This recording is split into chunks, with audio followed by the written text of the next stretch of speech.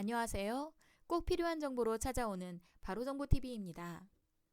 여러분 혹시 학교에서 의외로 많은 각종 안전사고가 발생한다는 사실 알고 계신가요?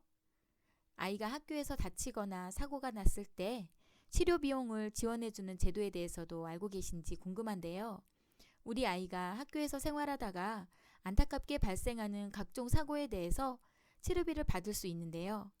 가지고 계신 실비보험과 중복으로 지급받을 수 있는 방법에 대해 알아보도록 하겠습니다. 궁금하신 분들은 끝까지 시청해주세요. 구독과 좋아요, 알림 설정으로 응원해주시면 더 좋은 영상으로 보답하겠습니다.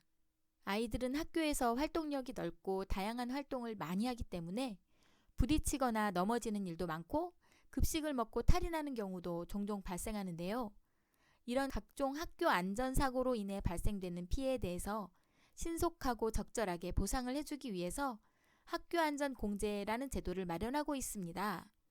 유치원과 초, 중, 고등학교 및 특수학교 등을 대상으로 하고요. 물론 아이들뿐만 아니라 교직원도 해당이 됩니다. 그럼 학교안전공제를 통해 받을 수 있는 보상 범위가 어떻게 되는지, 보상을 받기 위해 필요한 서류나 절차는 어떻게 되는지 살펴보겠습니다. 우선 보상 가능한 범위에 대해 알아보겠습니다. 교육활동 중 발생한 모든 생명, 신체 피해 사고를 보상한다고 되어 있고요.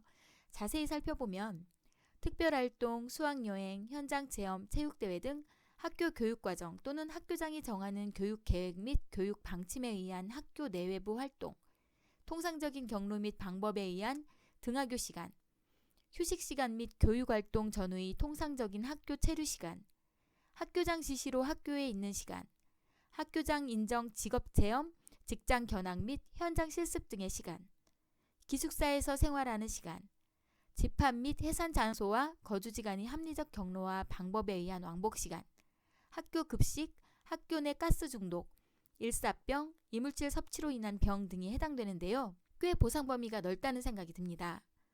여기서 알아두셔야 할 점은 생명과 신체에 대한 피해를 보상하는 제도이기 때문에 안경이나 휴대폰 등 학생의 개인 물품 파손 사고는 보상 대상에 해당되지 않는다는 점입니다. 그리고 직장인들이 정상적인 출퇴근 시 발생하는 사고에 대해 산재로 인정해주는 것처럼 통상적인 경로로 등하교 하던 중에 발생한 사고에 대해서 보상을 해준다는 점도 꼭 기억해 두세요. 더 폭넓은 혜택은 학교 안전사고로 인해서 질병이나 부상으로 치료를 받은 경우 요양급여를 신청할 수도 있고요. 장애급여나 간병급여를 신청할 수도 있습니다. 혹시라도 학교 안전사고로 사망했을 경우에는 유족급여와 장의비를 청구할 수도 있고요.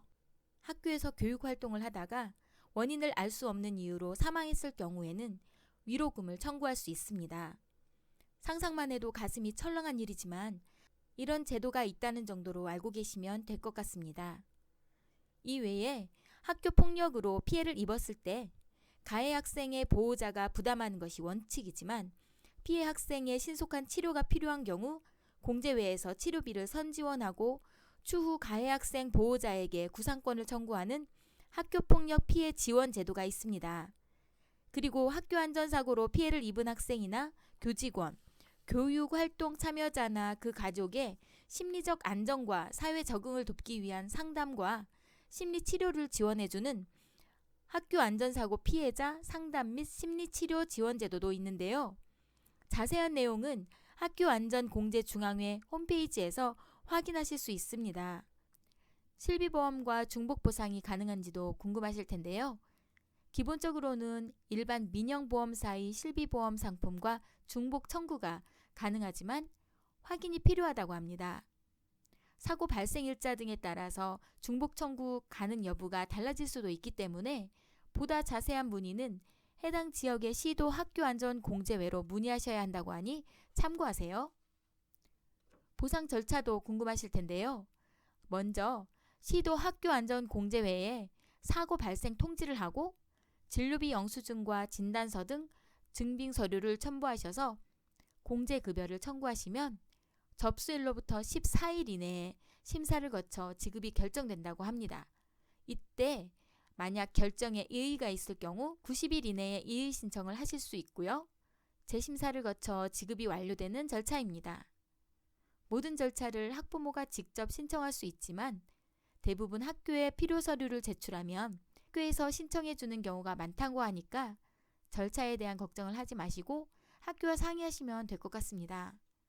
이 밖에 더 궁금하신 점은 학교안전 콜센터 1688-4900으로 하시면 됩니다.